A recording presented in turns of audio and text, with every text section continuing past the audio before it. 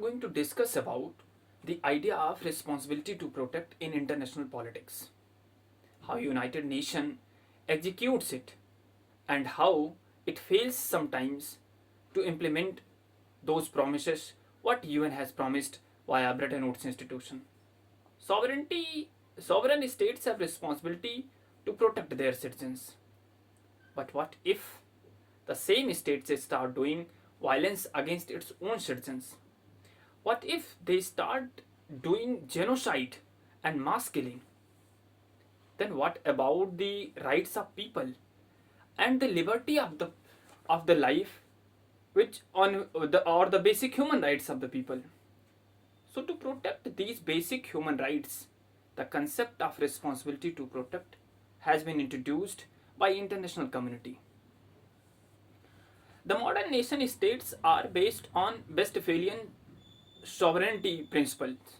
The Westphalian peace treaty, which was basically signed in 1648, led to the modern sovereign nation states emergence. Sovereignty is one of the founding principles of any modern nation state, and no state can violate the sovereignty of the others. These sovereign states are guardian of their people. UN Charter also recognized the sovereignty of all nations.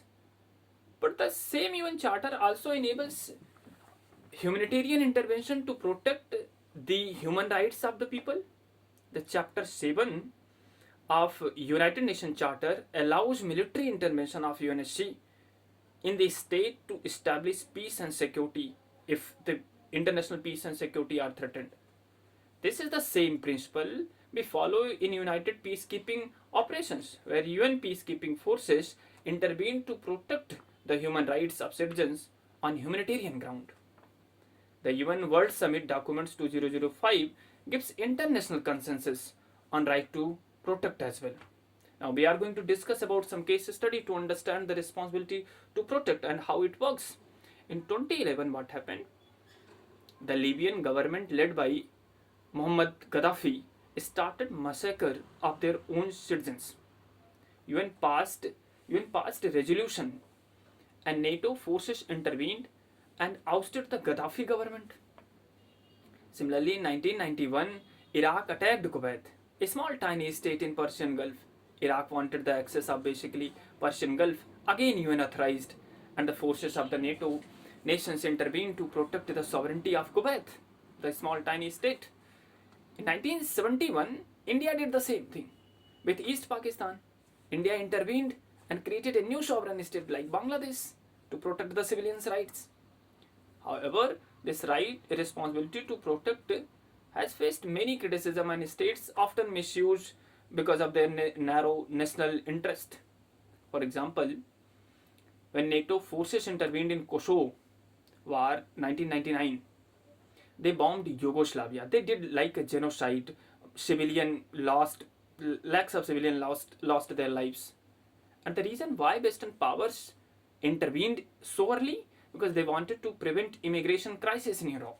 So they had their own agenda rather than to protect the rights of innocent civilians. Similarly, when Gaddafi government was ousted from power, it brought more political chaos and instability in Libya. So R2P raises questions whether it creates peace or more instability in the domestic politics. And the Western powers use their forces through UN in selective manners, which suit their own narrow national interest. For example, regime change of Gaddafi government in Libya. Similarly, US intervened in Iraq, in Afghanistan, and failed to establish a democratic ecosystem and protect the civilians' rights.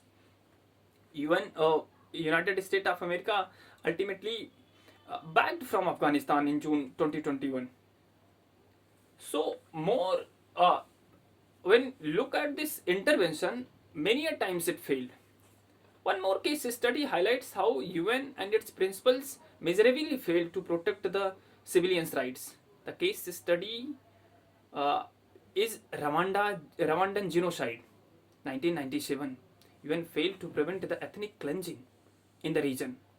Not just this, from Syrian crisis to current day Gaza war to Rohingyas, oppression by military junta group of Myanmar, UN basically seems a feeble institution to keep its promises, which it has promised via Bretton Woods institution as a liberal institution. In short, the question remains: to what extent military force an effective instrument for promotion of humanitarian values? The current liberal multilateral world order is failing to protect the liberal values through these institutions like United Nations. We need a comprehensive multilateral reforms, a democratic representation in these institutions, which will prevent the arbitrary misuse of military powers in and respect the nation's sovereignty as well. In recent G20 summit, Prime Minister Modi and the other global South leaders reiterated the same idea to reform the multilateral institutions and make it more democratic. Nonetheless, the 2005 World Summit of various state heads was a milestone achievement in order to strengthen the responsibility to protect, and through which they implemented it. And but for more effective way, we need to reform United Nations in a more comprehensive way. This is all about the right to protect and its responsibility, how nations are protecting the civilians' rights and human rights and maintain the democratic values in liberal world order. Thank you.